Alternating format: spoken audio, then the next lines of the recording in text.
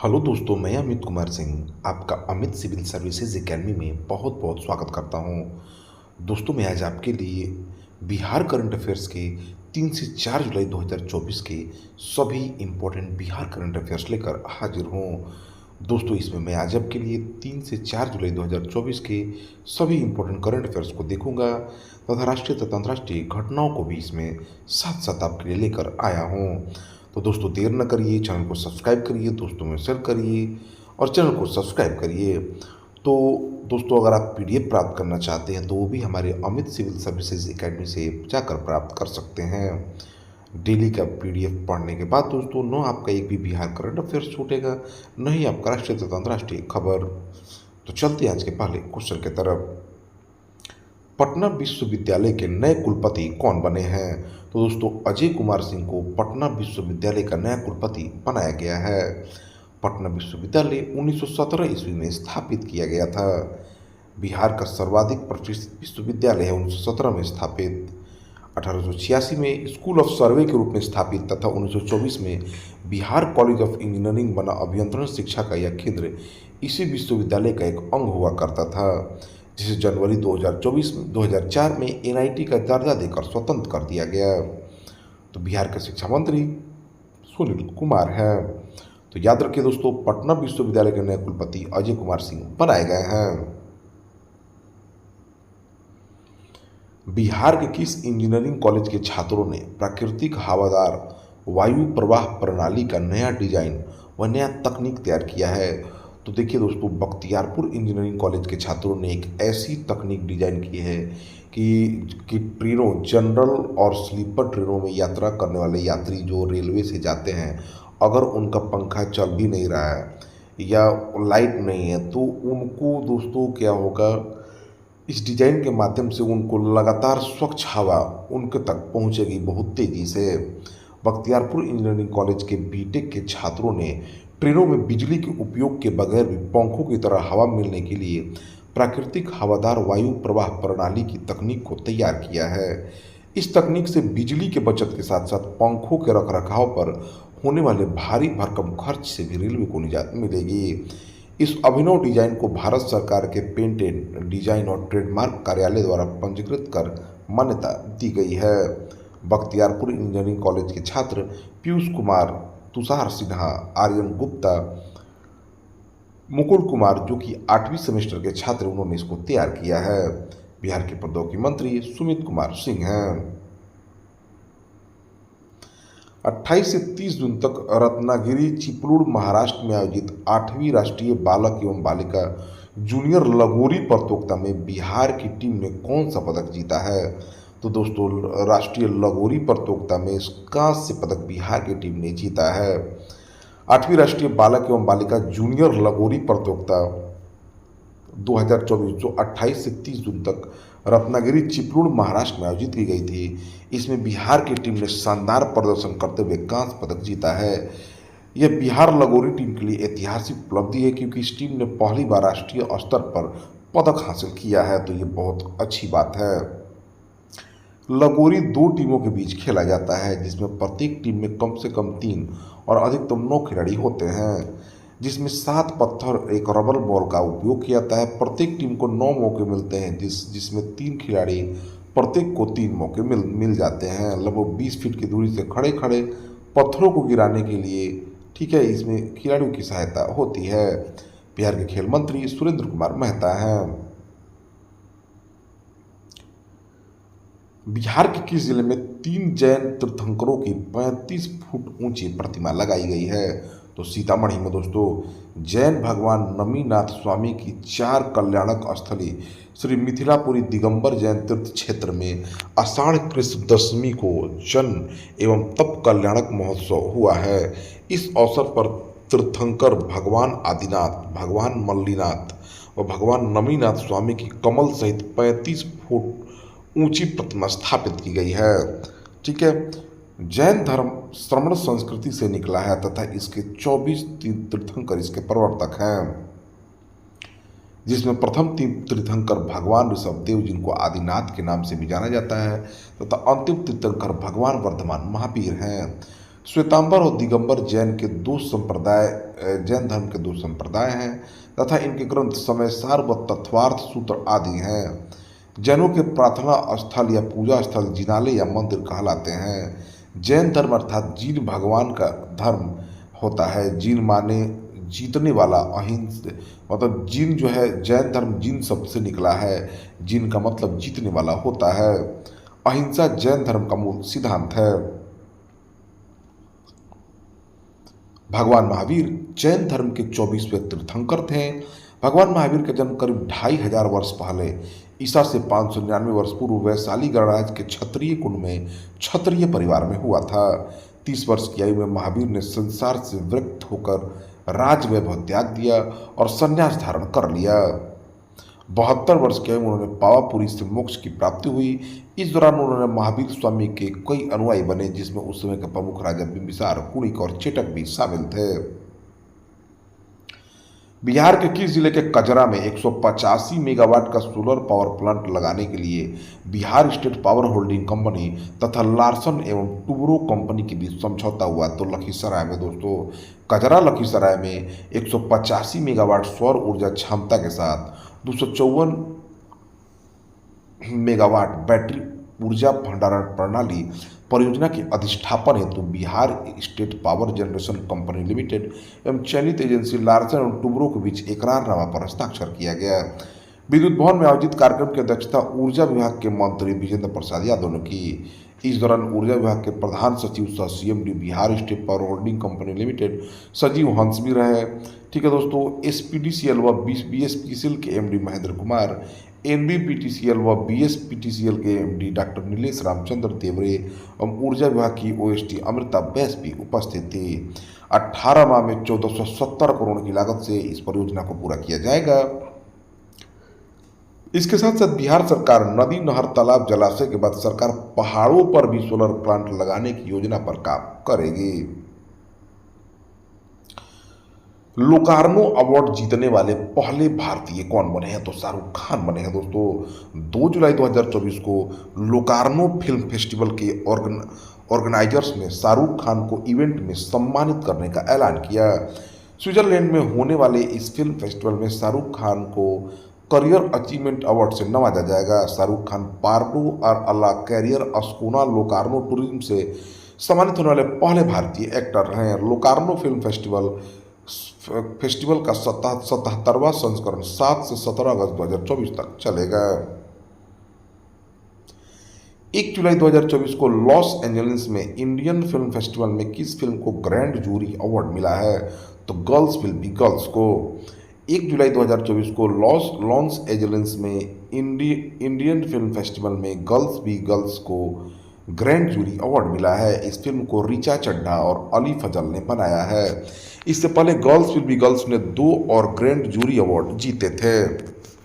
इसमें रोमानिया में ट्रांसल्वेनिया international film festival और फ्रांस में बियार्टिज फिल्म फेस्टिवल में ग्रैंड जूरी अवार्ड शामिल है।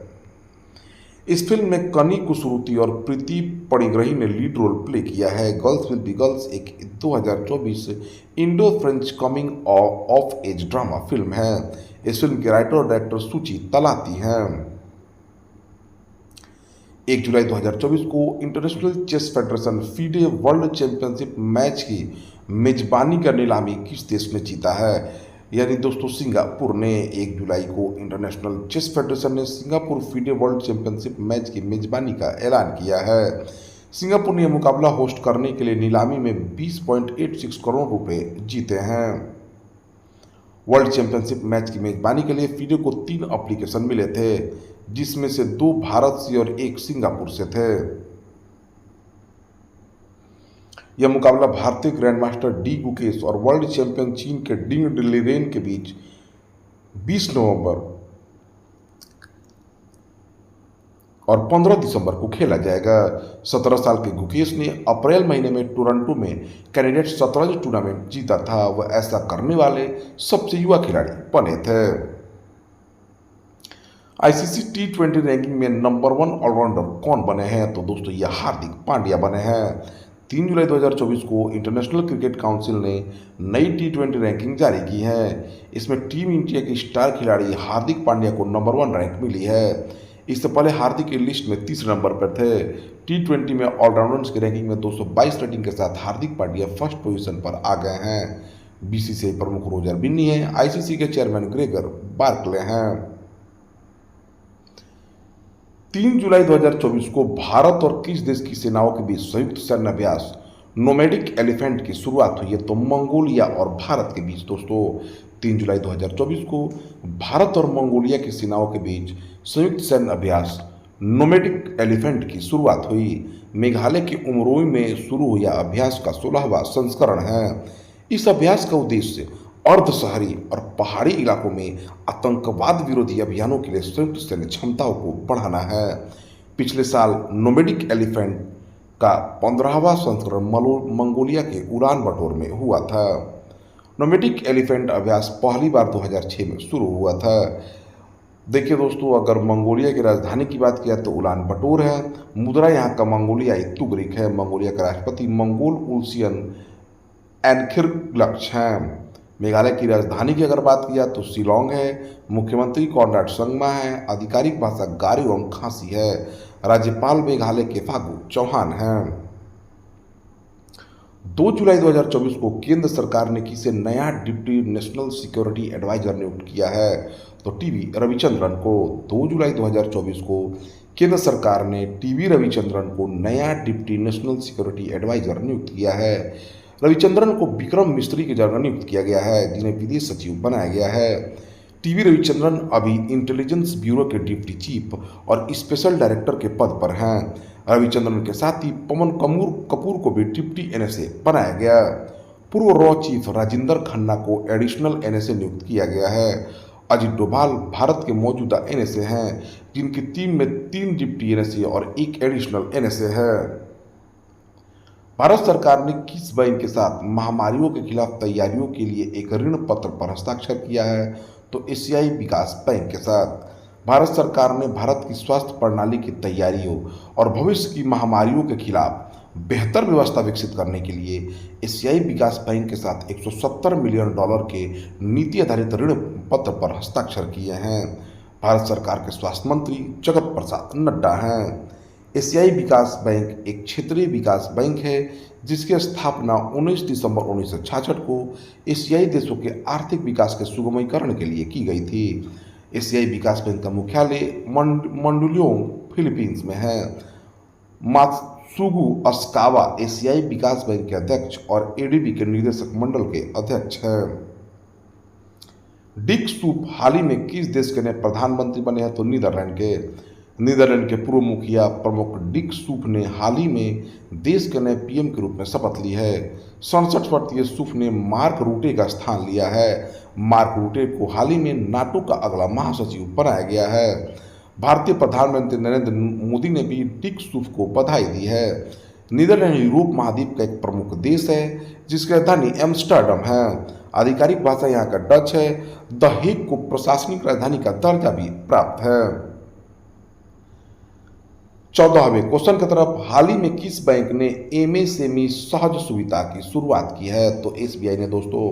स्टेट बैंक ऑफ इंडिया ने हाल ही में अपने ग्राहकों के लिए एमएसएमई सहज सुविधा की शुरुआत की है। इसकी मदद से बैंक के ग्राहक 15 मिनट से भी कम समय में अपने जीएसटी पंजीकृत बिक्री चालान के खिलाफ 1 लाख रुपए तक का वित्त प्राप्त कर सकते हैं। एसबीआई के चेयरमैन दिनेश खारा ने कहा है कि एसबीआई एमएसएमई बिजनेस लोन में डिजिटल समाधान पेश किया जा रहा है। किस केंद्रीय मंत्री ने हाल ही में निर्माण पोर्टल लॉन्च किया है? तो जी किशन रेड्डी ने।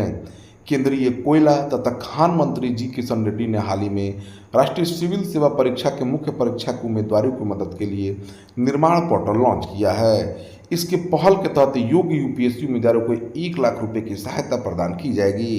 ये उन उम्मीदवारों को प्रदान किया जाएगा जिनकी वार्षिक पारिवारिक आय 8 लाख रुपए से कम है, जो अनुसूचित जाति, अनुसूचित जनजाति, महिला या थर्ड जेंडर से संबंधित है। तो SC ST महिला और थर्ड जेंडर को यूपीएससी की तैयारी के लिए जिनकी आय 8 लाख रुपए से कम है, उनको 1 लाख रुपए की आर्थिक सहायता दी जाएगी। इसके लिए केंद्रीय मंत्री जी किशन रेड्डी ने जो एक पोर्टल लॉन्च किया जिसका नाम निर्माण पोर्टल है।